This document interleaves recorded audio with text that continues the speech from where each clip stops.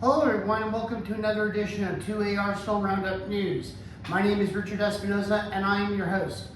2A Arsenal Roundup News is your primary source for Second Amendment news, whether it be good, bad, or ugly, whether it will be benefiting your Second Amendment rights or cause and effect to your Second Amendment rights. I bring it right to you to keep you informed so you know what these politicians are doing right behind your back to further restrict your Second Amendment rights. Well, today I'm now officially settled in to the great state of Arizona. I now officially live in Mesa, and I'm very excited to see what the future will hold for me living in this great state. I'm looking forward to meeting new people here in Arizona, and speaking of Arizona, there will be a huge event going on in Arizona on Saturday, March 28th at the Glendale Civic Center. It will be Freedom Festival hosted by Gun Owners of America. You're going to be meeting a lot of like-minded patriots who stand and support the Second Amendment, and you'll be also meeting candidates who pledge to fight for your Second Amendment rights and promise that they will keep their oath in protecting your Second Amendment rights. So for those of you who live in the great state of Arizona, please come to Freedom Festival on Saturday, March 28th. Go to the Gun Owners of America website, which is goa.org, to sign up. You must sign up in order to get in. And if you don't live in the great state of Arizona, and if you plan on traveling to Arizona, and if you're a true die-hard bleeding American patriot like I am, please come to Freedom Festival and sign up. I'm hoping that Eric Pratt from Gun Owners of America will be there. I don't know if he will or will not, but I hope that he will be there so I can do an interview with him for my next podcast. Well, today I'm going to be talking about a recent story that was on YouTube relating to Jarrett from Guns and Gadgets. What he brought to my attention was a huge lawsuit that will be filed against the state of Illinois. As you may or may not have heard, Gun Owners of America and Gun Owners of America Foundation, along with Reed and Rachel Hendrick of Valor Ridge, and if you don't know who Valor Ridge is, Rachel and Reed Hendrick, they train people on how to use self-defense tactics, whether it be with a pistol, shotgun, or AR-15. Check them out. They are amazing people, especially Reed. He's a very passionate in what he does. Both of them are military veterans, and Rachel's also a nurse and also a veteran and also a firearms instructor. So check them out, and I'm going to talk a little bit about this lawsuit that the Hendricks are filing against the state of Illinois. And basically what I'm going to do is I'm going to elaborate and give you my opinion on what I think will happen next, and I'm basically going to connect the dots from previous court cases that will relate to this. But before I give you my opinions and thoughts, I just want to say that I'm not a lawyer, and I don't claim to be a legal expert either. I'm neither one of those. However, I have studied the Constitution in my political science class, and what I'm going to be talking about is how the state of Illinois will probably use the argument of the 10th Amendment as their reasonings and their justification in further restricting gun rights to their citizens and even those who are non-citizens. So again, I'm not a lawyer or a legal expert, but I'm going to basically elaborate.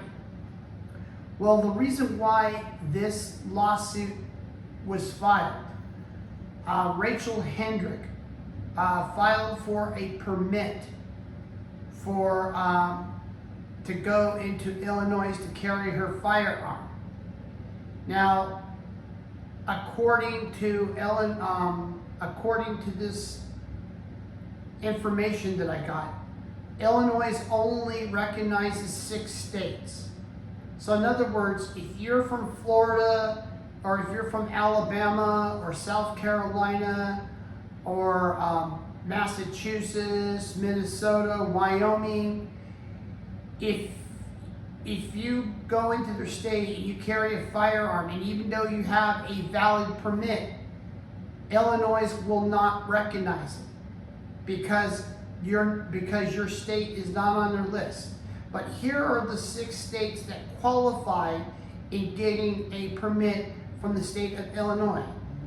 And those 6 states are Arkansas, Idaho, Mississippi, Nevada, Texas, and Virginia. Those are the only ones that will qualify in getting an out-of-state carry permit if you plan to travel in Illinois. Seems unfair? I totally agree. It is. I don't understand why, but for whatever reason, Illinois thinks that only those 6 states can be trusted. But here's what the response that Rachel Hendricks got back. And according to Jarrett from Guns and Gadgets, he said that Rachel Hendrick got a letter from Tennessee saying, not from Tennessee, but from Illinois, saying that her Tennessee carrying permit will not be validated or recognized, and you don't qualify in getting an Illinois carrying permit. So in other words, Illinois says the only way people from out of state can carry a firearm is that they have to get a permit from us, and you must live in a qualifying state, which I think is totally BS and totally unconstitutional. And now I'm going to get into the detail. I'm going to elaborate and get into the details on how Illinois will use the 10th Amendment argument. And again, I'm not a legal expert by no means, and I don't claim to be. But if you are an attorney, and if you are a law professor or even a law student, feel free to leave a comment. And if you're new to my channel, please subscribe. I need as many subscribers as possible so I can continue doing what I love to do. So I'm going to read you the 10th Amendment. And as I mentioned, I'm not a law expert, but I'm just going to elaborate and connect the dots from recent cases so you get a clear understanding on what I'm getting at. So here's what the 10th Amendment says. It says the 10th Amendment, which reserves powers not delegated to federal government to the states, cannot be used to negate or violate rights specifically protected by the Second Amendment. According to the Supreme Court precedent, under the Constitution's Supreme Clause, valid federal law, including the Second Amendment, as incorporated against states, displaces conflicting state laws. Then it goes to say, key constitutional principles incorporated in McDonald versus City of Chicago, 2010. The Supreme Court held that the Second Amendment applies to states and local governments, not just to federal government, making it a fundamental right. And in the past, during the time of Richard Daley, when he was the mayor of Chicago, he used the 10th Amendment as a justification. Well, the Supreme Court said, no, Chicago is not a state, it's a city, and therefore the city of Chicago is not qualified to enforce the 10th Amendment on its citizens. And then it goes on to say, limitation on states. While the 10th Amendment allows states to regulate issues not covered by the Constitution, it does not permit them to pass laws that violate individuals' rights established in the Bill of Rights. In this case, for example, in the state of California, they have what's called smog laws, where if you register your car, it has to go through a smog check in order to qualify to pay for your registration. And they do it like every 2 or 3 years, which I totally do not like. It's a real hassle, but California is one of the few states that has smog laws. Here in Arizona, they do not.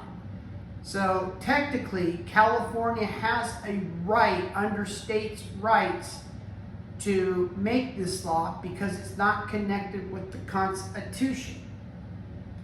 So we'll go down now further. It says the Bruin Standard. The Supreme Court in New York State Rifle Pistol Association versus Bruin established that when the Second Amendment plain text covers an individual's conduct, the government must justify regulations by demonstrating the consistency with the nation's historical traditions and freedom regulations rather than citing state sovereignty. Then it goes on to say right here, the 10th Amendment and gun regulations. What states can do. States retain the power to enact reasonable gun regulations, such as restricting firearms in certain locations, prohibited in gun possessions, and by certain individuals requiring or permits.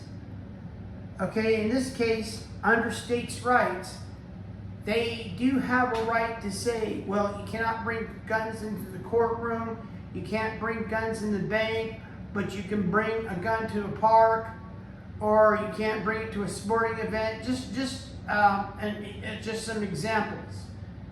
But they cannot take away your right to carry it, and they're not supposed to say to you, you're not allowed to carry your gun because it's our rules. No, they have to go by the Constitution. And California, as well as Illinois, they are really arrogant towards the Constitution of the United States. So now we're going to go to talk about what they cannot do. States cannot use their reserved powers to prohibit ownership of firearms outright or violate the individual rights of self-defense established, as it was argued in D.C. versus Heller back in 2008. That was when Dick Heller filed a lawsuit against the state, against the District of Columbia, because they want to force him to buy permits for his firearms in order to have them in his house, and he was forced to pay registration fees, etc., etc. So he stood up to Washington, D.C. and prevailed back in 2008. That was a big, important case in D.C. versus Heller. Then we go on to anti-commanding. While states cannot validate federal gun laws, they can use the 10th Amendment anti-commanding principle to refuse to use their own resources or law enforcement to enforce federal gun laws. In summary, the 10th Amendment protects state sovereignty, but state governments cannot use this authority to override the Second Amendment rights of their citizens. So here's an example of this. There was numerous lawsuits filed against California's Attorney General Rob Bonta. there have been many cases against Bonta, one of them being magazine limitations, magazine bans, and background checks on ammo. And there was lawsuits against Bonta. Bonta used the 10th Amendment as his argument, but he's lost both times on this. In the upper courts and the lower courts, although some of the way lower courts gave Rob Bonta a pass, but there were some other courts within California that did not.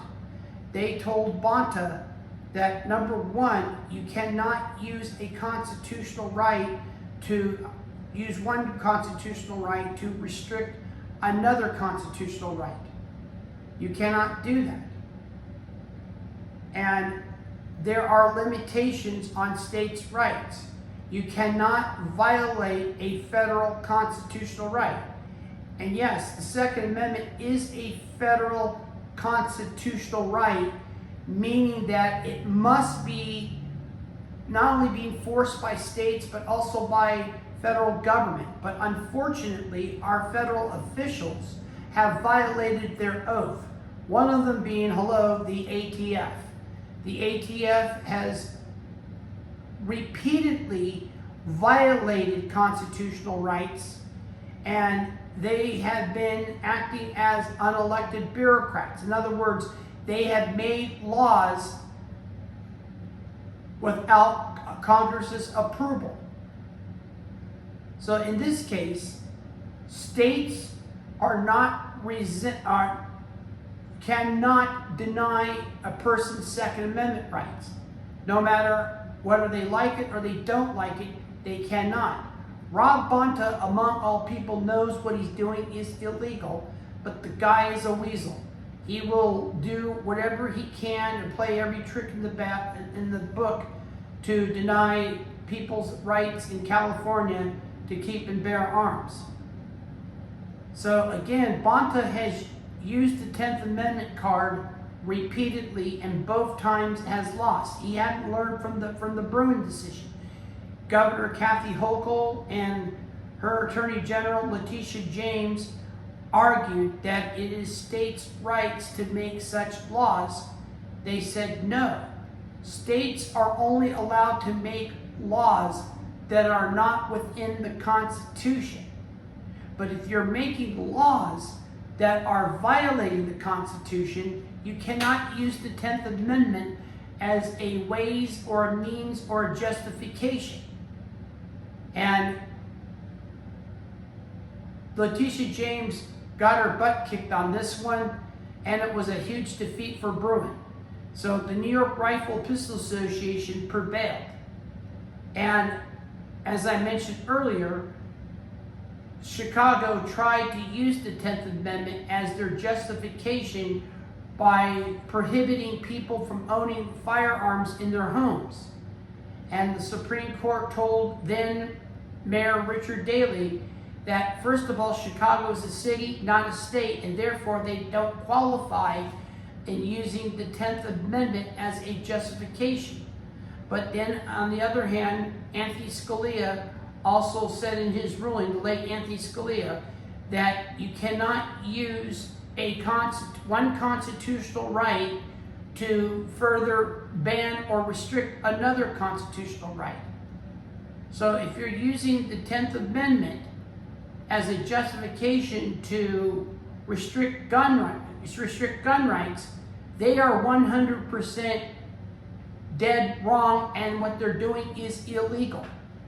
Because you cannot use two constitutional rights to justify a reasoning to further restrict one constitutional right. But again, as I mentioned, I'm not a lawyer or a law expert, but I would like for anybody who is a lawyer that is watching this, please elaborate. And again, just be respectful. I want to hear from you what you have to say and the legal justifications of states' rights. But the person that we should ask would be Mark W. Smith from 4 Boxes a Diner. Mark W. Smith is incredible.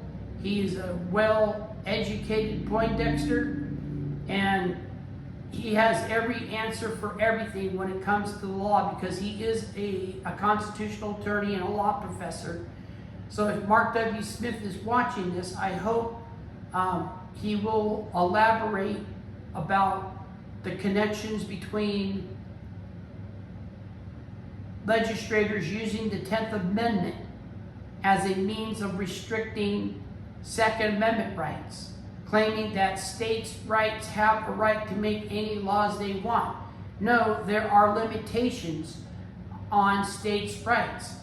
And my political science professor, who was Dr. Charles Dirks, he said so himself that you cannot use states' rights to violate any constitutional right.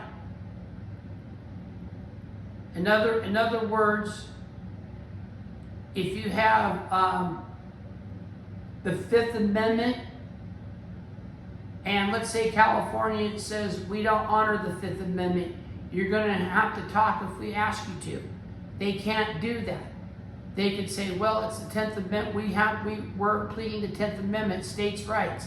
No, states don't have a right to violate constitutional rights.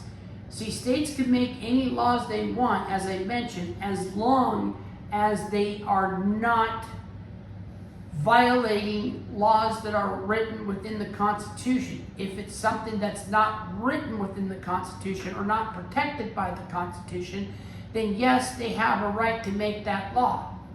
That's how it works. So it goes to show you that these politicians are going to play every trick in the book to either slow your Second Amendment rights down or try to destroy them. And I believe that Rob Bonta and I believe that J.D. Prisoner and his Attorney General, they're basically going to use the 10th Amendment as a way of slowing down. In other words, like a filibuster. They're just going to try to slow the processing down to prevent people from enjoying their constitutional rights. And they do this all the time. And again, this is not Illinois' first rodeo at this. They've done this repeatedly. And Washington, D.C., they haven't learned from the Heller decision either. Where does it stop is anybody's guess. But it's up to us as citizens to stand up against the elite who violated their rights. In this case, Rachel Hendrick took it upon herself to file this lawsuit and had Gun Owners of America join her and suing the state of Illinois over this because it's not right. You see, even non-citizens have rights as well. Non-state residents have rights as well. Because again, we are the United States of America.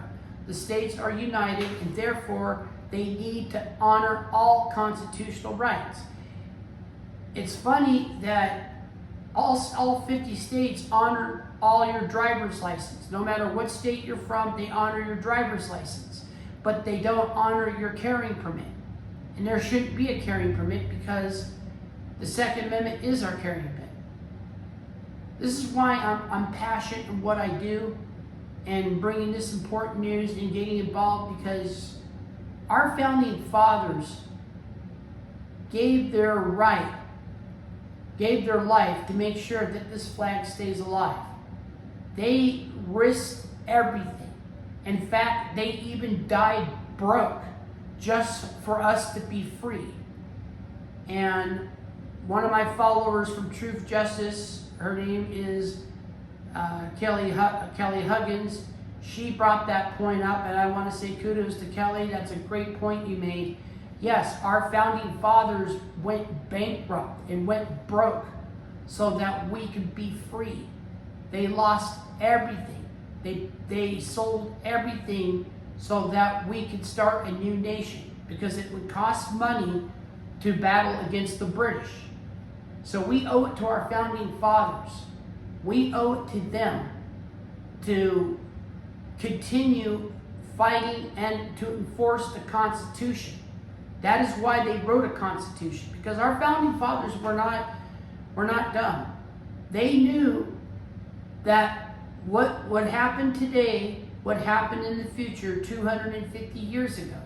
They knew it would happen. That is why they wrote a Constitution. It's an instruction manual for us to follow. So we all have to do our part in order to keep America free and keep our rights intact and our constitutional rights respected. We gotta fight. Because if not us, then who? Then what will happen? It'll be the end of America. And even James Madison warned us centuries ago that once a freedom is lost, it's lost forever. And we're our own worst enemy when we don't partake and get involved in the movement. That is why you have to call your legislators. You got to call all your elected officials and tell them that you're not happy that they're not protecting your Second Amendment rights, and you warn them, if you don't, you're going to get voted out. The moment you say, I'm going to make sure you get voted out, that will get their attention. Unfortunately, the Democrats haven't learned their lesson about 1994. You had a huge Democratic majority that was violating Second Amendment rights. Tom Foley, who was the then Speaker of the House, was the first Speaker of the House in so many years to lose re-election, which was amazing. In 1994 was a big year. And then in 2004, same thing. We sent a powerful message. But now, people are not getting involved. And the reason why we have all these political hacks in power is because we're not getting involved. Don't think that your vote doesn't matter. It does. But you got to go out there and kick ass. You got to get your voice raised. Raise your voice. Raise hell. Let these officials know that you're not going to allow them to get away with this. That is why you got to call them up on the phone. Leave a message. Whether they're for your rights or you're against your rights, you got to let them know. Because the only way we can scare them is tell them, we're not dumb, we're educated about the Constitution, we're not fooled, we're not going to allow you to take our rights away. You got to do your part. Don't blame me. Blame yourself if you failed to do your part. That's why I'm here to remind everybody, you got to do your part. Because if you do not do your part, guess what? It'll be the end of America as we know it. United we stand, or divided we fall. Make your pick. Well, that is it for today for 2A Arsenal Roundup News. And again, if you are new to my channel, please subscribe, give it a thumbs up. And if you have important state legislation that you want to bring to my attention, something that you feel that people should know about, send me an email at rjespinoza, that's rjespinoza .roundupnews@gmail.com. Tell me what state you're from, tell me your first and last name, or if you want to keep your name anonymous, you can. And just tell me the information of this legislation, if it will either benefit your Second Amendment rights or will violate your Second Amendment rights. Let me know, and then on my next podcast, I'll sure to bring it to everybody's attention. So again, for those of you who live in this great state of Arizona, I hope to see you at Freedom Fest on March 28th. I'm excited. I can't wait to be there. But until then, be armed, be vigilant, carry your firearm to protect your community, your home, and your loved ones, because the Second Amendment is just not about owning guns, it's about freedom. Take care, my fellow patriots.